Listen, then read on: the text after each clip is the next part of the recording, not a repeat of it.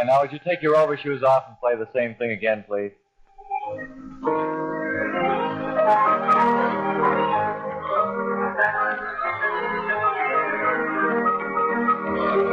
Well, good afternoon. It's Matinee with Bob and Ray again. Gay half-hour variety show with music by Ken and Bill. Charlie Burgoyne is controlled. Sponsors, public features, educational items, and various things like that. Well, we should explain that we're back to our usual location here in the studio today. Things are much better today. I understand there's quite a beef about that. Yes, Mr. Wilson beached about the location. And can you imagine that his complaint was this, Bob? He couldn't see Bill Grieve. That's good. Well, it's one of them things. It's I suppose it is, but we're back in our old home ground now today. And we could lick the starch out of any invader, don't you think, Bob? I believe we could, sure thing. Lock that door, man. Batten down the hatch. You know what I'm very anxious to find out is what happened to Terence O'Raffigan. I got a late bulletin for you. His name is Lawrence McGaffigan. Lawrence McGaffigan. I had it pretty close. And, I think we should find out right away how he's making out tracking down that band of criminals. I don't. Well, he left him in a very tough position yesterday. He was pushed into the drink. Yes, but they had pulled him out. They had pulled him out, and the complete police force of big city metropolis. We got it. We got it over here. No, I never repeat very I got things. I sent him along to the Saturday Evening Post. They use him as fillers. He's known as Franklin P. Jones. Certainly. To some people. But, friends, my big reason for being here today, of course, is to talk to you about snow and what it means to us in this atomic age and how we can put snow to work for us. A grand new medium of energy. Snow is so much and so good and so white that we should be able to do something with it. This morning at my laboratory, I was talking with my assistant, Mr. Carl Crumlett, who you all remember is the man who developed... What did he develop? Do you recall? I don't believe what it was. No, he didn't. Yes, I believe he did come up. Yes, he did. That's as good as anything. What? Fire escapes for boats. Oh, I don't know. It could be something, but we won't go into it, and I won't even bother with snow as an energy. I think we should look in on Terence O'Raffigan. What was his name? Lawrence. Let me write it down. Lawrence McGaffigan. McGaffigan. Cop.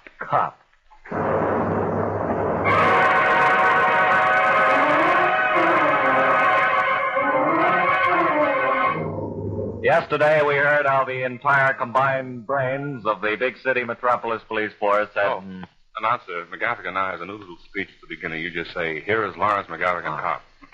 Lawrence McGaffigan, cop. And it shall be my duty as cop to persecute or to prosecute to the full extent of the law all criminals guilty of crimes perpetrated within the boundaries of this county and to defend with equal vigor all the rights and privileges of all its citizens. Yesterday, we heard the mayor of big city metropolis say, "Now look here, McGaffigan. You've got to go out and bring in this dangerous band of criminals because I want action." We heard the fire department chief say, "How do you do?" And we heard Lawrence McGaffigan, cop, say, "What are we going to do? Sound like a rat?" We left Lawrence as he was patrolling his beat along the waterfront. We left Lawrence on Route 110, heading towards Methuen. So far, a little less noisy, please. Mr. Wilson, can you play a harmonica? Peabody doesn't listen to this program, so don't worry about awards. That sounds like a group of Larry Adlers. Can you play, could you play a zither? Zithers are coming back, you know. Yeah, zither's definitely coming back. Zither's a zither season. Good. I like that. Lawrence McGaffigan, cop, is standing outside the Romney tea room in big city metropolis, looking for his first clue in tracking down this dangerous band of criminals. Inside, soft music plays. Hey, Eddie, come here. I'm Lawrence McGaffigan, cop. Yeah, cop, what can I do? I'm from Central Headquarters, Homicide Division. Right-o. Up 2 flights. What can I do for you? As you know, there's been a terrible crime wave in this big town. Yeah, a lot of jewelry stores been busted in it. That's right. and it's been my assigned duty to track down these here criminals. Good for you, Larry. And I want to ask you a few questions. Sure thing. Where was you? Huh? Where was you?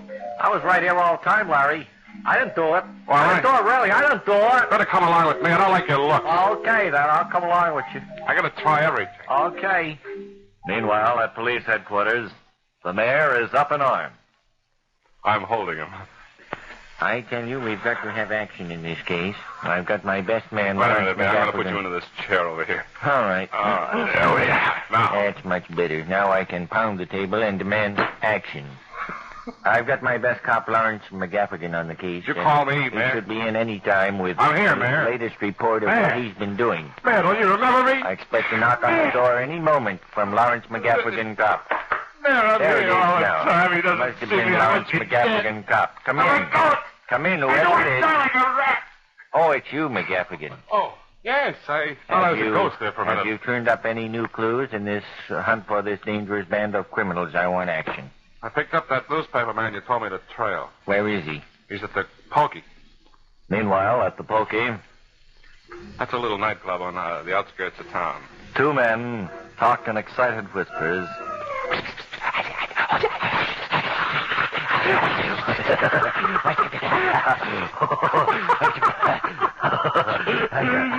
Then cross town, at big city metropolis's police force, the mayor stands up.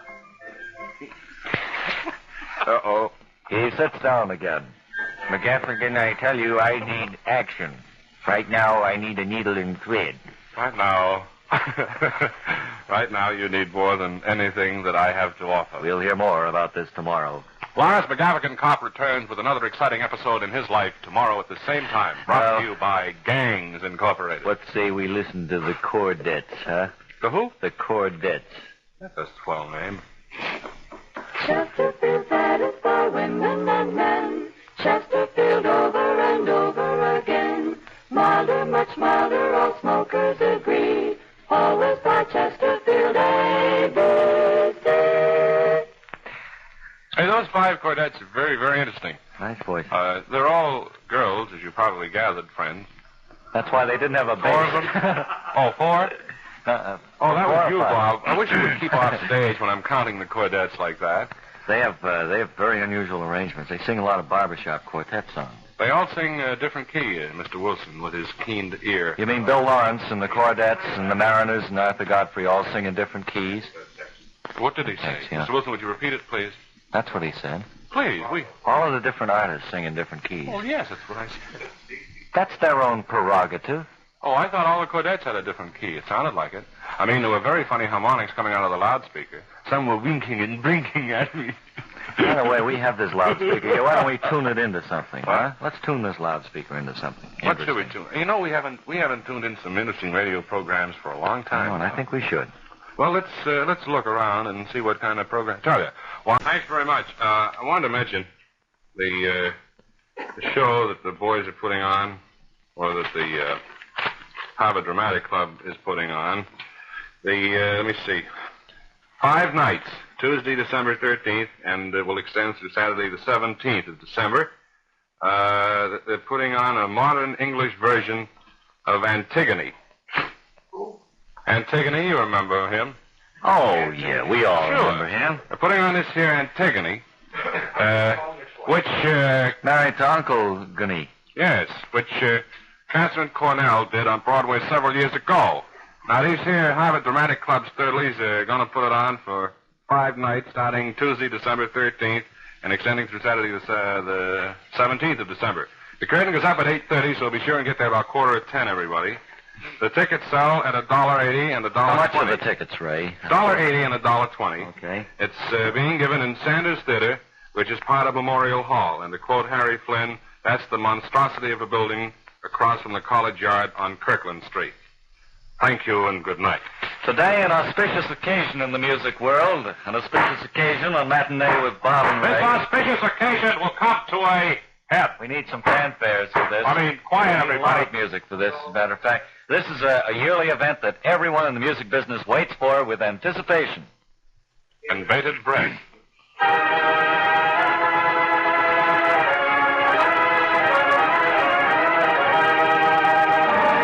Meet me at Khyber Pass at 12:30. No. You're off on the wrong thing.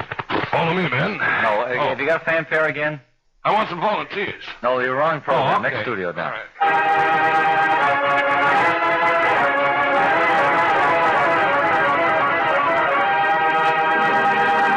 Captain, we've sighted land. No. Not one of those. But, Christopher, I'd better this is a new country. I'd better It's just America. introduce this, I think. What? I better just get going into this because we have a lot of ground to cover. We certainly have. This is the Bob and Ray selections of the 1949 All-Star Popular Orchestra. Thank you, Dick. And good afternoon, music lovers. This afternoon, Bob and myself have come to these studios to present for the names of those whom we think have contributed more to music in America and throughout the entire world during the past 13-month period. Thank you, Lonesome Gal. Our selections for the members of All-Star Orchestra. Number 1 for piano, we pick. Johnny McAteer. We love the way he plays his piano. Right. Now, the violin section will include Guy Lombardo and Evelyn. the bass section. First bass, Skinny Ennis. then second base we'll have Dizzy Gillespie. And at shortstop, Vern Stevens. Then on guitar, Al Raleigh. Saxophone, the entire saxophone division of the United States Marine Band, every single one of them. Bless them, they've been grand. Bugler, Homer Plunkett from Troop 9. He had a hard fight, but he made it, and he will be in our Honorable all-star. mention on that bugle, Lyle Gum. Right.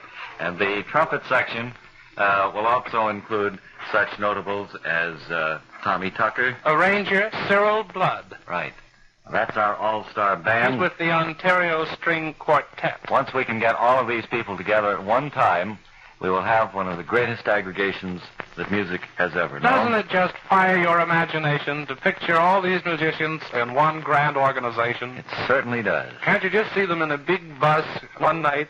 Well, not exactly, no, but maybe they will. Let's hope, friends, that band will get together sometime. Right, and all of you musicians that we mentioned, all of you who want to pick up your Bob and Ray Silver G. Clef Awards, just call here at the station. We're awfully sorry that all of you fine musicians who wrote into us begging that we put you on this All-American band, that we didn't have room.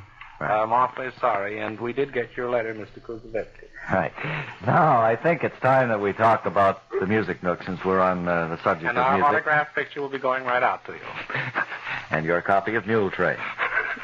Don't you think we should talk about the Music Nook? Why? Because they paid for it? I suppose Well, that's that'd as good be a the reason best as I can sure. think of. Sure.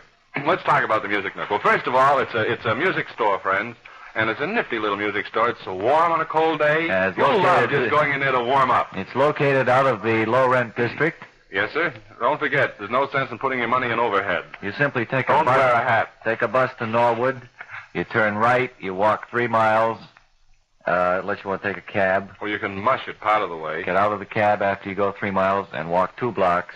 Then climb 14 flights of stairs.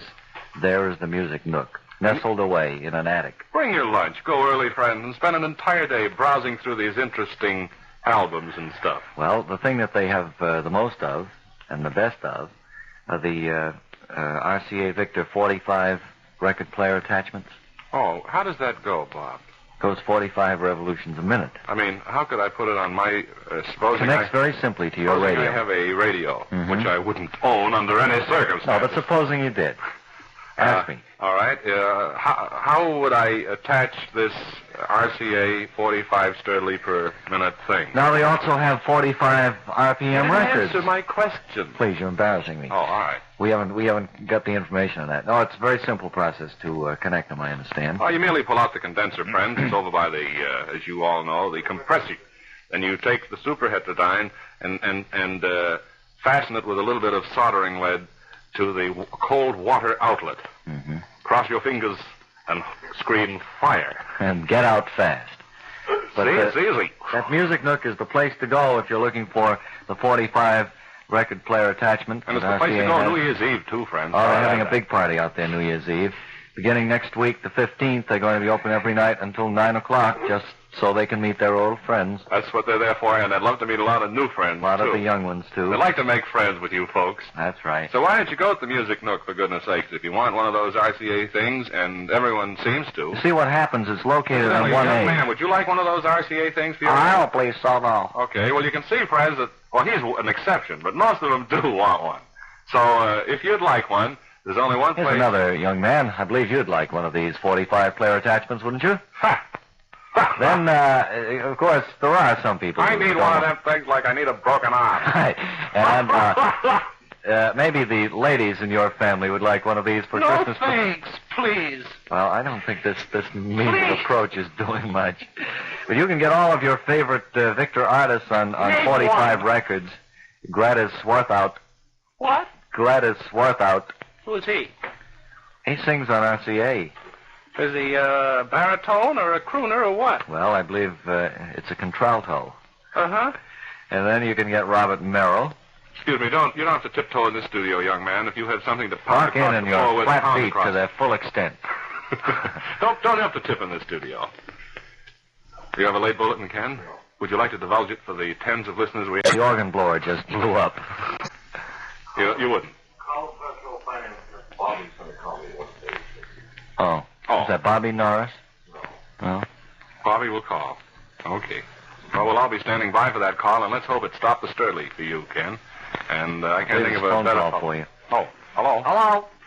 Yes. Here's the Music Nook calling in again. Hello, sir. It's I, good to hear from you. Did you hear your spot in the radio? Yeah, I was wondering whether you're through or not. No, not yet. We have a few more things we'd like to cover before we wrap the thing Well, up I for think today. you covered it just about enough. Mm-hmm. Did you like Aunt Jenny today?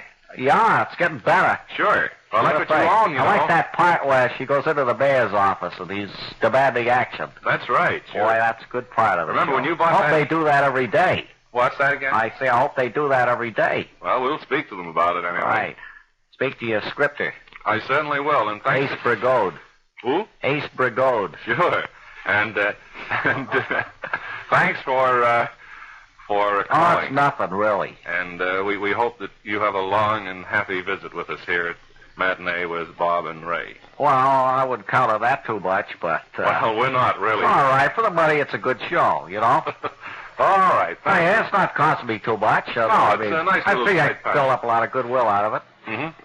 What the heck? Sure. All right, sir. Thanks. But, I mean, it's okay. Well, that's the idea we had. Now, tell me, how are your RCA 45? They're all fine. Fine. Good. They asked for me? Yeah? Want to be remembered to you. Good. Right on. Well, will you hang up? This is costing me money. I understand. Yeah, You well, want to it's... call collect. It is a collect call, but I figure that's okay. Oh, well, it is. That's I mean, fine, sure. Sure, we're not complaining one iota. Right. If you get time, you might mention I wear a bow tie all the time. All right, sure. We'd Sure. tickle to. But you don't need to. I mean... Well, look, I better hang up, and as much as this is... How's the family? Fine, they're all Good. asking for you. Well. Sure. They, my wife was wondering how are your RCA 45s going. Fine. They want to be remembered to her, too. Good. All right, so thanks. Got all the artists out here on those 45 records, you know. Yes, of course. Sure. Bye. Huh? I said goodbye. Oh, yeah. Well, call again, will you? Yes. I mean, let's be friendly about this thing. Sure. Keep Bye. in touch and everything. Bye, sir. Right. Well, Bye. I've hung up, sir. Oh, excuse me. I didn't read that line there. It said goodbye. All right. Now then. Till next time. Goodbye. Incidentally, Ken, I have had just ones of requests to sing the last mile home. Well, why don't you do that, and I'll leave the studio. I won't answer that request because it was written by my little boy and it was his first letter. We don't have it here in the studio. I tell you what, I'll sing it tomorrow because then we have tens of listeners. You mean we can look forward to it tomorrow? I'm going to use it as a cliffhanger or a teaser so that everyone will be sure and tune in. Oh, so boy. call all your friends and relatives and tell them to be sure and tune in tomorrow when I sing The Last Mile Home. That's all I can sing now, friends. It goes something like that. The music goes something like that. Yes. So until then, it's been grand talking with you out We're there. not through yet. Oh. No, we got another 7 minutes or so. Oh, and stop the music. I've got to go down and get that can of beacon wax so we can talk about it. And we want to fix the floor today, too. Mm-hmm. You go get the can of wax. Whatever happened to that? Well, whatever happened to it wasn't bad enough. But it was a wonderful song, and incidentally, Bob Clayton was the first one to spot the musical, I don't know how to describe it exactly, the musical content of that marvelous composition, and he zoomed it to national prominence. I think we should salute him publicly here and now. Now, do you have an off-chord key there?